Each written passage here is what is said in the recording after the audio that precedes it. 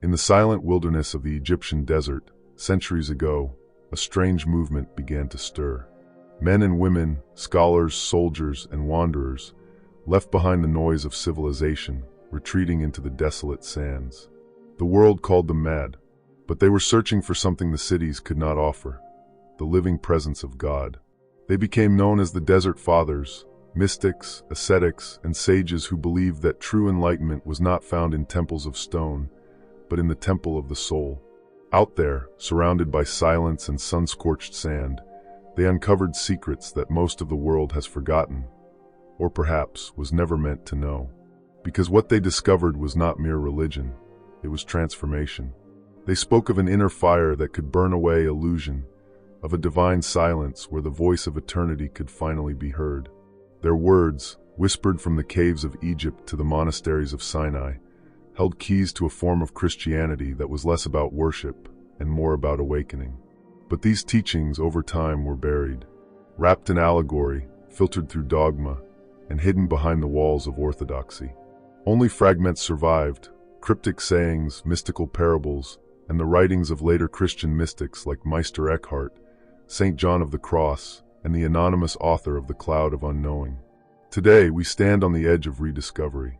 Beneath the layers of history lies a current of wisdom that transcends creed, one that unites the mystic traditions of the East and the West, the spiritual and the psychological, the divine and the human. In this video, we will journey deep into the forgotten heart of Christian mysticism. We'll uncover what the Desert Fathers truly meant by inner stillness, how the mystics learned to see God in the soul itself, and why this ancient path might hold the key to awakening human consciousness today. But be warned, this is not a comfortable path. The mystics spoke often of the dark night of the soul, of being stripped bare before the infinite. Yet within that darkness lies illumination, the kind of truth that cannot be read or taught, only experienced. So let us walk into the desert, not of sand and stone, but of silence and self. Because somewhere in that vast stillness, the ancient ones whisper still. To understand the hidden wisdom of the Desert Fathers, we must first step back in time, to the 3rd and 4th centuries AD, when the Roman Empire stood at the height of its power, yet the soul of humanity trembled beneath its weight. Civilization had become decadent, faith institutionalized, and the spiritual life diluted by comfort and conformity. It was in this climate that a quiet rebellion began, not a rebellion of swords or politics, but of spirit. Men and women began to vanish into the wilderness: Egypt, Syria, Palestine. They sought refuge not from persecution, but from the noise of a collapsing world. These were the early Christian ascetics, seekers who believed that to find God, one must leave behind everything that was not God. The desert, to them, was not a place of exile, it was a crucible. The endless horizon, the silence, the scorching heat, all became symbols of the soul stripped bare. The physical landscape mirrored the inner one, barren, vast, and merciless, yet capable of revelation. At the heart of their philosophy was an idea both simple and radical, that the kingdom of God is within you. To the Desert Fathers, this was not a metaphor. They believed the divine could be encountered directly within the depths of one's own consciousness, beyond words, beyond ritual, beyond belief. This was the same revelation whispered by Jesus when he said, "The eye is the lamp of the body. If your eye is single, your whole body will be filled with light." To have a single eye, the mystics taught, was to perceive reality without the distortion of ego, to see with the vision of the soul. In their solitude, they learned that the battle for enlightenment was not fought against demons in the desert, but against the shadows within the self. Pride, fear, lust, anger, these were the true adversaries. The monks spoke of them as logismoi, thought spirits, subtle forces that clouded the mind and veiled the divine image within. Abba Anthony, often called the father of monasticism, taught that one must descend into the heart to find peace. He said, "He who knows himself knows God." In that simple phrase lies the essence of Christian mysticism, the realization that self-knowledge and divine knowledge are not two paths, but one. But this truth was dangerous. It blurred the line between the human and the divine, between religion and direct experience. Over centuries, institutional Christianity grew wary of such freedom. The mystical path was too unpredictable, too intimate, too uncontainable. and so much of it was buried beneath layers of doctrine and hierarchy. Yet the flame never went out. It burned quietly through the writings of mystics who came after, figures like Evagrius Ponticus, who mapped the psychology of the soul centuries before modern psychology existed. He described the ascent of the mind toward God as a purification of thought, a return to pure consciousness. It lived on through the poetic visions of Saint John of the Cross, who spoke of divine union as a lover meeting the beloved in the secret night, and in Meister Eckhart, whose sermons dared to proclaim, "The eye with which I see God is the same eye with which God sees me." All these mystics pointed to a truth too profound for institutions, that God is not out there, but in here. That divinity is not distant, but immanent, pulsing quietly beneath every breath, every thought, every act of awareness. And so, while their teachings were often silenced, their silence spoke louder than dogma. Their legacy became a hidden current flowing beneath the surface of Christianity, one that bridges the East and the West, reason and revelation, heaven and the human heart. Now, to truly understand what these mystics discovered in their solitude, we must look deeper into their hidden methods, their inner practices of purification, contemplation, and divine union. This is where the real mystery begins. When the Desert Fathers spoke of the path to God, they weren't talking about something external, a pilgrimage through geography or theology. They were describing a journey inward, a return to the original stillness before thought, before identity, before the world divided itself into sacred and profane. To the modern mind, this may sound abstract, but to them, it was the most concrete thing in existence. They believed that within every human being lay a divine spark, the imago Dei, the image of God. But this spark, they said, was buried under layers of distraction, desire, and delusion. To find it, one had to descend into silence, the inner desert. Their first teaching was this: God is not found through addition, but through subtraction. You do not gain enlightenment by accumulating knowledge or rituals. You uncover it by shedding what is false. The ego, with its constant noise, is the veil that hides the divine. Silence, solitude, and stillness were not acts of isolation. They were methods of purification. Evagrius Ponticus described this process in 3 stages: practike, physic, and theologia. In practike, the seeker purifies the heart by confronting their passions: anger, greed, lust, pride. This was not moral repression, but psychological alchemy. Each passion, when observed without judgment, loses its power. The mind begins to clear. In physic, the mystic contemplates the divine presence in all creation, seeing God reflected in every form: the wind, the sand, the silence. Reality becomes a mirror of the sacred. And in theologia, the highest stage, the soul enters direct communion with the divine essence, wordless, formless, beyond all thought. This ascent, however, was not linear. The Fathers warned that the closer one drew to the light, the more the shadows of the soul would surface. They spoke often of the warfare of thoughts, a storm that arises when the ego resists its own dissolution. To the untrained, this appeared as madness or despair. To the mystic, it was the crucible of transformation. Saint Anthony himself was said to have faced terrifying visions, demons whispering temptations, monstrous forms emerging from the dark. Yet he realized they were projections of his own unhealed nature. When he ceased to fight them, they lost their reality. His peace shattered their illusion. This, perhaps, is one of the most profound lessons of the mystics. Evil, in its deepest sense, is separation.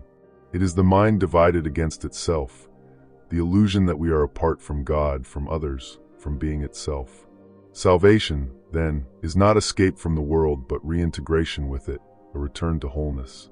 The mystics taught that contemplation was the bridge to that union. But contemplation, to them, was not mere thinking about God. It was seeing with the eye of the heart.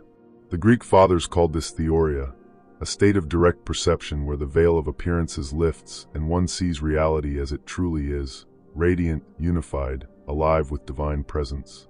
This vision required a certain death, the death of the false self. Meister Eckhart would later echo this when he said, "The soul must empty itself of everything, even of God." By this he meant the idea of God, the mental image, the concept. Only in this emptiness could the infinite reveal itself directly. The Desert Fathers called this hesychia, holy stillness. It was not merely the absence of sound, but the stilling of all inner turbulence. In this silence, they said, the Spirit speaks, but not in words. It reveals itself as a subtle awareness, a luminous peace that transcends thought. They understood something profound, that the mind, when quieted, becomes transparent. The more one lets go, the more the divine light passes through. It is not about striving, but surrender. As one ancient saying from the desert goes, if you would see the face of Christ, first wash the mirror of your soul. What makes this teaching remarkable is how it mirrors other mystical traditions across the world. The Buddhist path of mindfulness, the Sufis' annihilation in God, Fana, the Hindus' realization of Atman as Brahman. And yet, the Desert Fathers reached these revelations not through distant philosophy, but through silence, solitude, and surrender. They discovered that the true temple of God is not built of stone. It is built within consciousness. But what did this inner union feel like? What happens when the soul, stripped of all illusion, finally meets the infinite? That is where the teachings of the later Christian mystics, the heirs of the Desert Fathers, take us next. If the Desert Fathers were the architects of inner silence, the later Christian mystics were its poets, those who dared to articulate what cannot truly be spoken. What they inherited from the desert was not dogma, but a living fire, a direct encounter with the divine so intimate that language trembled under its weight. To understand their hidden teachings, we must shift from doctrine to experience, from belief to being. For them, God was not an object to be worshipped, but a mystery to be realized within. They described this realization not as seeing God somewhere up there, but as awakening to the divine presence that has always dwelled in here. Meister Eckhart, one of the boldest voices in this lineage, declared, "The ground of the soul and the ground of God are one and the same." This was not poetry, it was revelation. He was saying that at the deepest level of our being, there is no separation, only the one manifesting as many. But such words were perilous. They threatened the religious order that defined God as wholly other, separate, and external. Eckhart was accused of heresy because he dared to say that a person who truly knows God becomes what they know, that in the stillness of pure awareness, the soul is the divine being aware of itself. And yet, this is precisely what the mystics of the desert had hinted at centuries before. When they spoke of the heart purified, they were speaking of a consciousness so transparent that it no longer sees through duality. The heart becomes a mirror of divine light, not reflecting it, but radiating it. The anonymous author of The Cloud of Unknowing took this even further. He wrote that God cannot be grasped by the intellect or imagination, only by a naked intent of love. In other words, God is not found through thought, but through unknowing, through the surrender of all concepts, even the concept of God itself. This unknowing was not ignorance, it was transcendence of the mind's limitations. The mystics understood that words about God create distance. But silence, that sacred silence, dissolves it. In the desert of the heart, where no thought can survive, something vast and eternal begins to bloom. St. John of the Cross called this process the dark night of the soul, the passage through spiritual emptiness when every outer sign of God disappears. To the ego, it feels like death, but to the awakened soul, it is the clearing before dawn. He wrote, "To come to be what you are not, you must go by a way in which you are not." The dark night strips away every illusion of control, leaving only the naked soul before the infinite. And in that stillness, the divine reveals itself, not as an object apart from us, but as the very essence of our being. What makes these teachings so profound, and so hidden, is that they dissolve every spiritual hierarchy. They teach that no priest, no ritual, no system can give you God, because you have never been without Him. You are already immersed in the divine ocean. Only your perception must awaken to it. This is why the mystics use paradox. They spoke in riddles not to confuse, but to break the mind's grip. Julian of Norwich said, "God is nearer to us than our own soul." Catherine of Genoa exclaimed, "My deepest me is God." Such statements are not exaggerations. They are attempts to express the inexpressible, that the seeker and the sought are one. And yet, this realization is not the end. The mystics warned that awakening is not an escape from the world, but a return to it, transfigured. Once the divine is seen within, it must also be seen in all.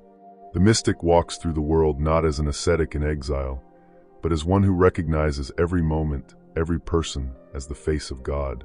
This, they said, is true contemplation, not the flight from life, but the illumination of life itself. When the heart becomes still, the entire universe becomes a prayer. And perhaps this is why the mystics' words still whisper through time, because they do not belong to one religion, one culture, or one age. They belong to that timeless space within all of us where God and soul are no longer two. Yet for all their beauty, these teachings were not meant to remain abstract or mystical alone. They were meant to transform life itself. So how can we, centuries later, surrounded by chaos, noise, and distraction, walk the same inner path they once walked through the desert? How can we experience the divine presence not as an idea, but as a living reality? That is what we will explore next. The wisdom of the Desert Fathers and Christian mystics was never meant to be worshipped from afar. It was a practice, a way of life, a transformation of perception. Their hidden teachings were not designed for saints alone, but for anyone willing to walk into the silence and listen. In their time, the desert was literal, a vast emptiness where one could hear the voice of eternity. But in our time, the desert has become symbolic. It is the quiet space we create in a world of endless noise. It is the space where we stop running, stop performing, stop reaching outward, and turn inward. To walk the path of the mystics today is to cultivate what they called hesychia, inner stillness. You do not need a monastery or a cave. You need a few minutes of courage each day to face yourself completely, without distraction or escape. Begin simply. Find a quiet place. Sit in silence. Let your thoughts arise and pass without judgment. When the mind begins to chatter, do not fight it. Watch it, like clouds drifting across the sky. The Desert Fathers would repeat a single word or prayer to anchor their awareness. Something as simple as Kyrie eleison, Lord, have mercy, or the ancient Jesus prayer, Lord Jesus Christ, Son of God, have mercy on me. But they did not use it to call for forgiveness alone. They used it to descend from the head into the heart, to unite the breath, the word, and the soul into one steady rhythm of awareness. The goal was not to control thought, but to see beyond it. Over time, they discovered that silence is not empty. It is alive. Beneath the noise of the mind, there is a deeper current, a presence that is constant, radiant, compassionate.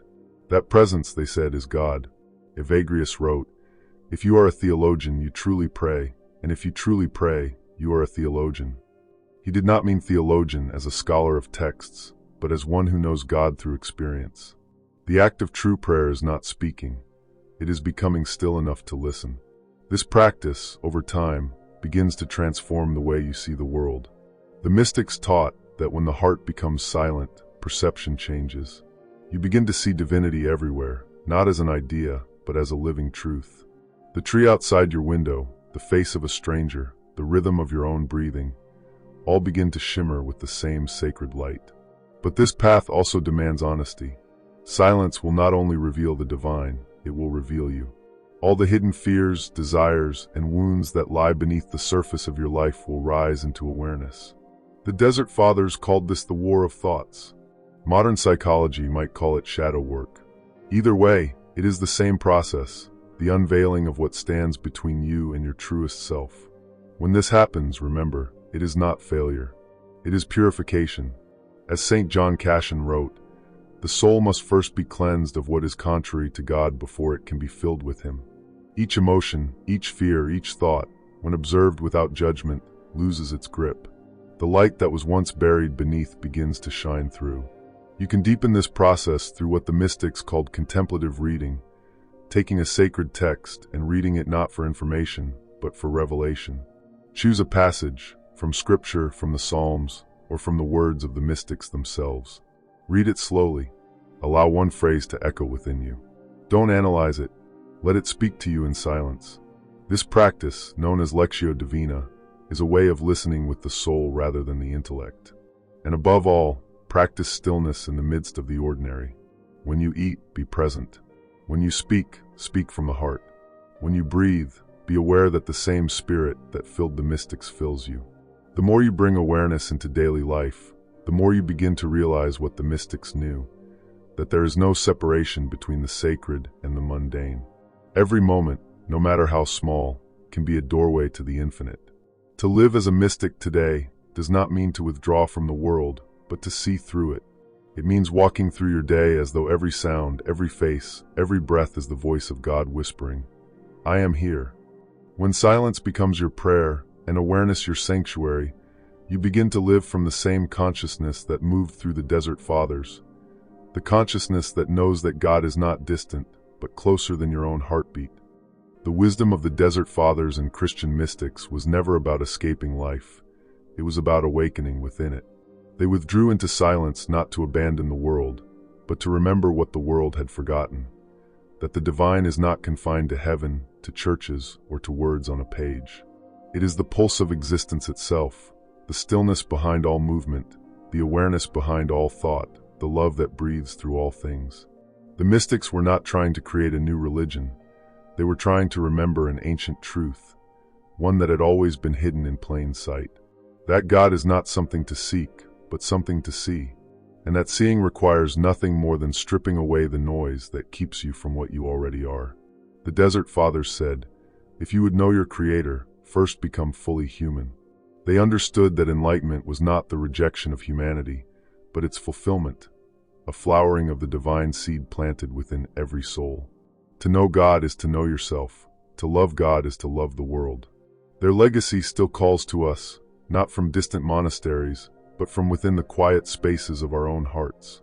Every time you pause, breathe, and turn inward, every moment you choose presence over distraction, you walk the same path they once walked through the sands of Egypt, the caves of Sinai, the monasteries of Cappadocia.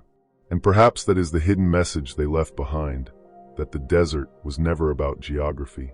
It was about the clearing of consciousness, the sacred emptiness where the infinite can finally reveal itself.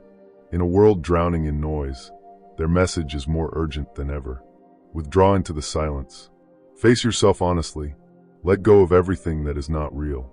Because in that stillness, in that luminous emptiness, you will discover what they discovered. That the divine is not far away. It is not something to reach for or to earn. It is what has been looking through your eyes all along. And once you see this, truly see it, the whole world changes. Every person becomes sacred. Every sound, every breath, every ordinary moment becomes a doorway to eternity. So as you leave this video, take one thing with you. You do not need to go to the desert to find God. You only need to become still enough to remember that you were never separate from Him. And in that remembrance, in that quiet awakening, the ancient whisper returns. Be still and know that I am God.